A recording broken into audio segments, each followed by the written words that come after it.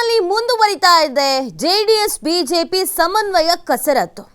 ಪ್ರಮುಖವಾಗಿ ತುಮಕೂರಿನಲ್ಲಿ ಒಂದಷ್ಟು ಅಸಮಾಧಾನ ಜೆಡಿಎಸ್ ಮತ್ತು ಬಿಜೆಪಿಯ ಕಾರ್ಯಕರ್ತರು ಮತ್ತು ಸ್ಥಳೀಯ ಮಟ್ಟದ ನಾಯಕರ ನಡುವೆ ಇದೆ.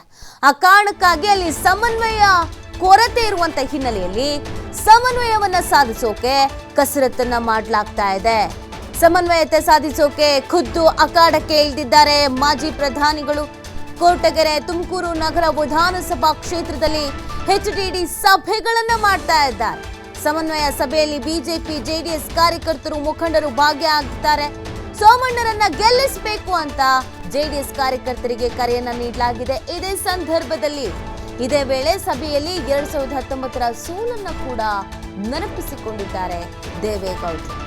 ಜೆಡಿಎಸ್ ಮತ್ತು ಬಿಜೆಪಿ ಒಗ್ಗಟ್ಟಾಗಿ ಒಟ್ಟಿಗೆ ಲೋಕಸಭಾ ಚುನಾವಣೆಯನ್ನು ಎದುರಿಸುವಂತ ತಯಾರಿಯನ್ನ ಮಾಡ್ಕೊಳ್ತಾ ಇದೆ.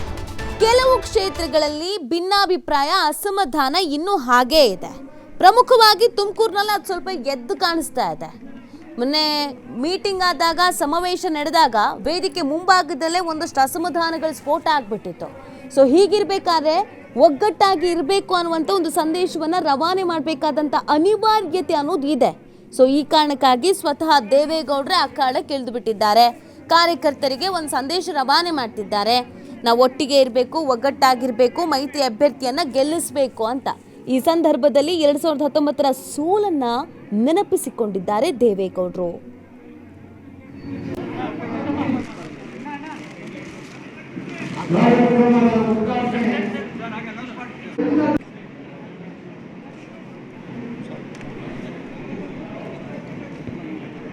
ಇವತ್ತು 15 ವರ್ಷ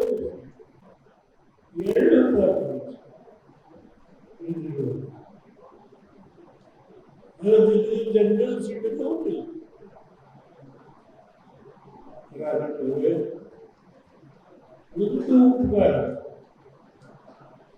ಈ ಸಮುದಾಯಕ್ಕೆ ಕಿಂಚಿತ್ತು ಸಾಕು.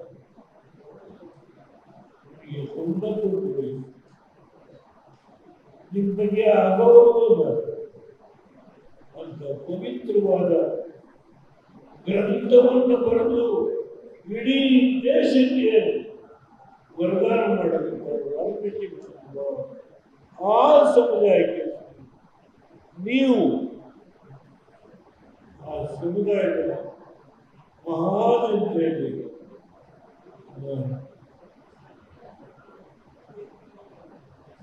ಇರುವುದು ಪ್ರಾರ್ಥನೆ.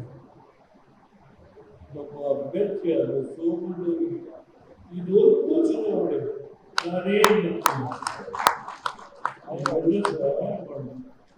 ಇಲ್ಲಿ ಬಂದಿರ್ತಕ್ಕಂಥ ವಾಲ್ಮೀಕಿ ಸಮಾಜಗಳು ಕಡಿಮೆ ಜನರೇ ಇರೋದು. ನಮ್ಮ ಪಾರ್ಟಿಗಳು ರೀತಿ ನಾವು ಕೈ ಮುಗಿದು ಬಂದಿದ್ದೀವಿ.